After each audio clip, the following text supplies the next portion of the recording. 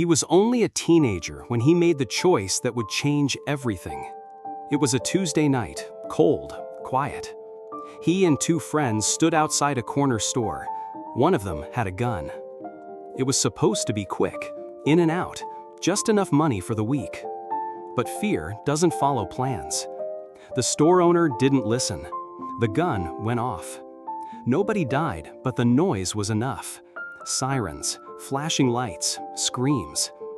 He ran, but they found him 2 blocks away. The gun wasn't in his hand, but guilt was heavy on his back. And the law didn't care who pulled the trigger. He was part of it. He was 17, but they charged him as an adult. In court, the judge looked at him like a problem, not a person. He heard words like dangerous, broken, hopeless. Not once did anyone ask why. Why he was hungry, why he had no place to go after school, why he felt safer on the street than at home. He was sentenced to 5 years. His first night in prison, he cried. Not loud, just a soft, slow cry into the pillow he was given. A thin sheet, a metal bed, a steel door. He wasn't scared of other people. He was scared of becoming what they all said he was. Inside, time moved slow. Mornings started at 5. Meals were cold. Fights happened often. But in the quiet moments, he found something strange. Books. He started reading out of boredom, then out of curiosity, then because something inside him changed. He read stories of people who grew up poor, who felt alone, who were told they wouldn't make it, but still found a way. He read about history, pain, struggle, courage. And then he started writing. He wrote letters to people he had hurt, to the judge, to himself. He asked questions no one ever asked him. Why did I become this person? What would have helped me choose different? One day, a man visited the prison.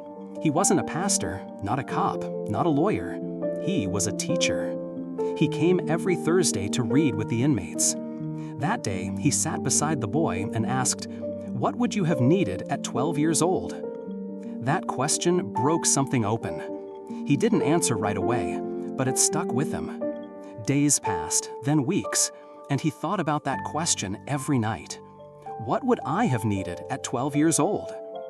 A safe place to go after school, someone to listen, a way to learn without being judged, a place where you're more than your last mistake.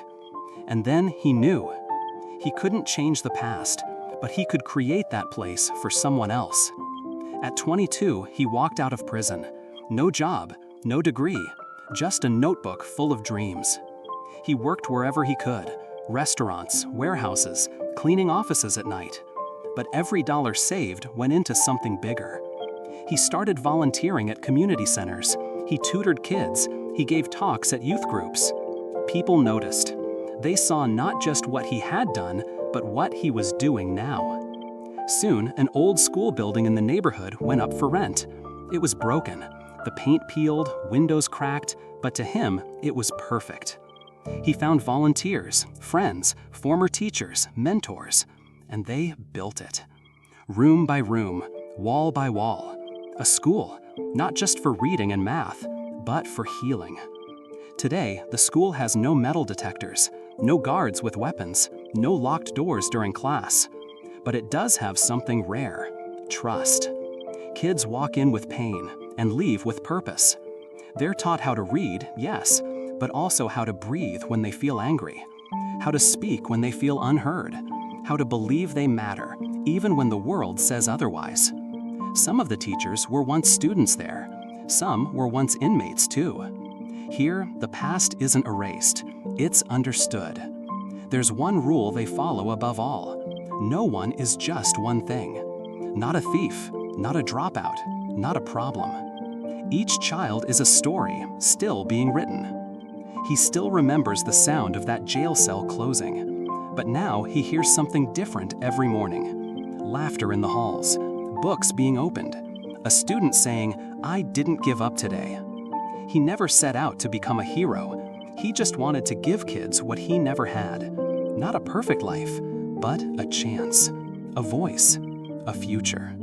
So the next time you see a teenager acting out, remember, Behind that anger might be hunger. Behind that silence might be pain. And behind that mistake might be someone waiting for a reason to believe again. He went to jail at 17, but that wasn't the end of his story. It was the beginning of someone else's hope. Everyone deserves a second chance, especially the ones who never got a first one.